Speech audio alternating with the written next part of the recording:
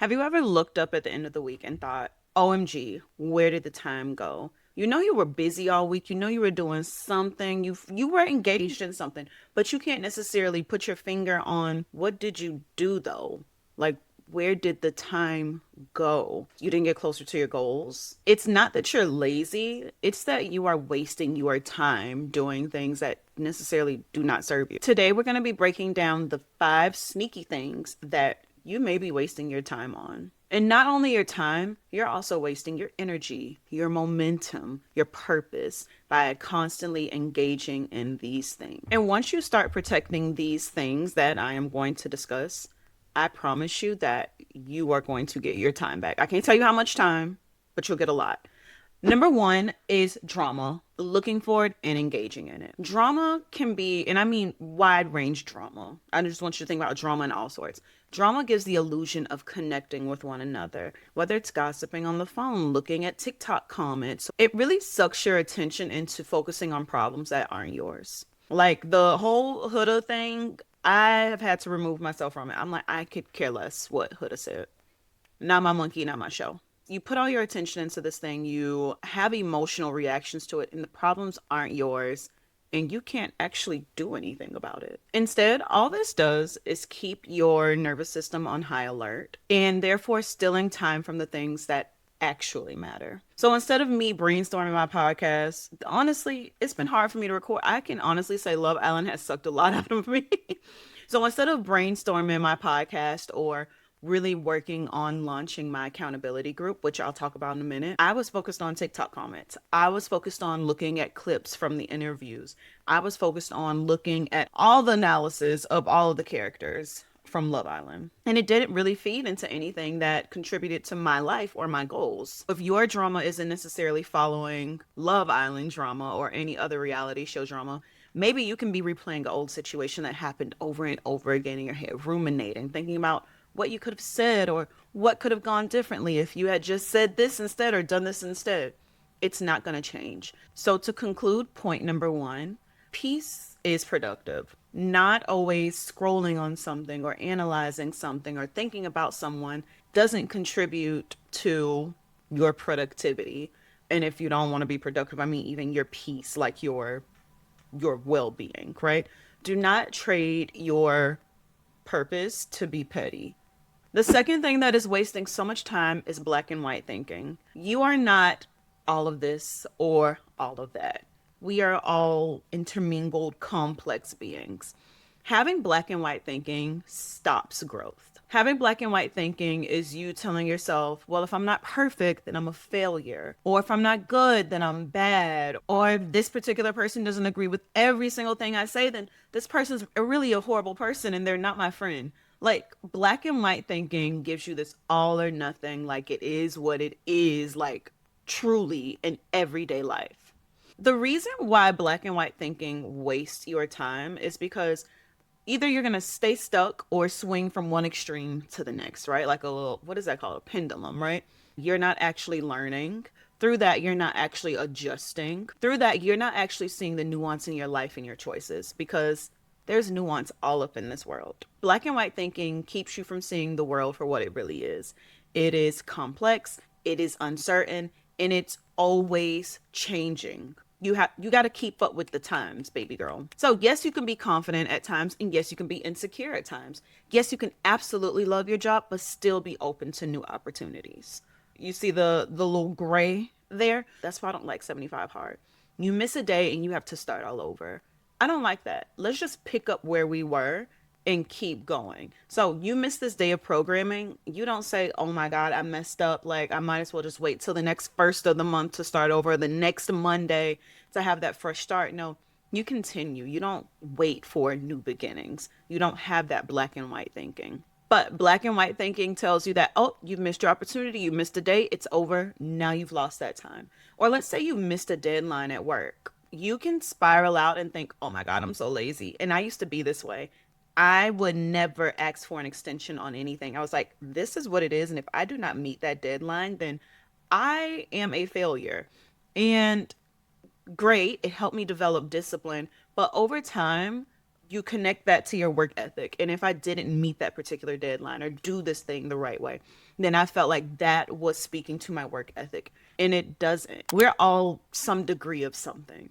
We're all a little degree of lazy. We're all a little degree of driven. Let's give ourselves and others more space and more grace, right? The truth is that the gray area is where real progress happens. This is when you can really say, this is who I am, and this is how I maneuver through situations. The third thing that is wasting your time is seeking approval from others.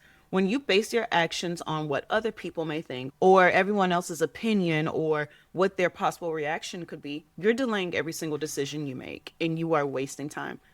The clock is constantly ticking, honey. You're going to be waiting for that green light that never comes. You're constantly second guessing yourself because you didn't have that approval from someone else. You're no longer moving in confidence, and your timeline is now based on what someone else's comfort zone is. So let's say I want to launch this idea, right? Let's talk about my accountability group, the baddie circle. So I want to launch this, and I have been waiting on someone's approval to launch it. And the reason why I'm waiting is because I've done it for free in the past, and this time I'm making it paid.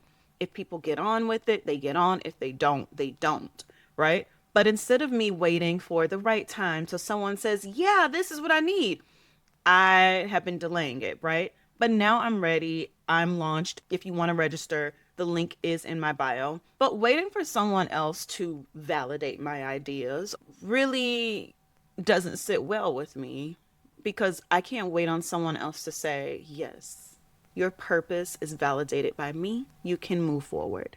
And I have to just remind myself that everybody won't get it, just like my YouTube videos. Everybody won't get it. But that doesn't mean that I'm not meant to do it. Every single move that I make is not going to have a huge fan club. That's just the bottom line. A part of my baddie framework is being authentic. That's what the A stands for. And being authentic is you being true to yourself and your values and being confident in this is who you are, regardless of who's around. Seeking approval from others to live your life is not being authentic to yourself, because you're constantly second guessing yourself. We second guess people that we don't necessarily trust. You're like, I'm actually going to do a quick Google search to confirm that, right? You seeking validation from others is you doing that quick Google search on your own thoughts. And I'm not saying that it's evil to want approval from others or to consult with someone else, because ultimately you need to do that as well. The problem comes in when you don't make a decision or you don't make a move because you haven't gotten the green light from someone else. So yes, it does feel good to have others validate you and have your approval, but when their approval is the gatekeeper to your happiness, that's when we need to stop it. Time waster number 4 is perfectionism. Perfectionism is a fancy version of procrastination. It makes you feel like you're doing something, but in actuality, you're just avoiding action. Perfectionism disguises itself of you having high standards, or you wanting to have the perfect plan, or you just taking your time and you're not, what's the word? Like a high risk taker. But in actuality, you wasting your time with perfectionism, it causes delays. It causes you to overthink unnecessarily. And ultimately, it's going to cause you to burn out. You end up doing more preparing than doing in that case. It's wasting your time. What are you waiting for? What are you preparing for? Go and do the thing. I wanted to record vlogs and I was like, I just can't do it. I can't take my phone. But before I had this, I was like, you need to prove to yourself that you even are going to vlog, right? So I did vlogs with my phone. I would record clips on my phone and upload them to the computer, because while someone else was out here recording entire YouTube channels with their iPhone for 10 years, I can't wait for the perfect equipment, right? That's not needed. I don't need every single detail to be perfect. All I need is the motivation, the desire to do it and get started. That's all you really need. So, done is always better than perfect. Progress is always better than anything is better than perfect. Perfect is boring. You can do it, refine as you go. The last thing that is wasting your time is setting small goals instead of big ones. Now, small goals are not bad. It's bad when you only set small goals. Small goals are things that you know you can achieve. You don't really need to work too hard to do it, right? It's ultimately you playing it safe rather than playing it smart. So let's say my goal is to get 100 subscribers this month. I need to think of what that actually contributes to, because why do I want 100 subscribers? For what? What's the reason? One could say that's a small goal. And granted, if I did get 100 subscribers this month, I'd be so happy. But what does that contribute to? If I got 100 subscribers, then what? What's the vision? My goal is to grow a community of women that are committed to the baddie framework, essentially, right? Being more balanced, being more authentic, being driven, feeling deserving, feeling iconic, and always evolving. That is what my mission is, right? Through these videos, through events, through retreats, through accountability groups, different things like that. I want to grow a community. So 100 subscribers contributes to that large picture goal. So instead of making 100 subscribers the focus, that's just a step in me going towards my big goal. You need to set big, lofty goals that you are working towards, because getting caught up in the just day to day, that doesn't feel inspiring, right? You make your checklist every day, you check it off, you don't just move to the next day.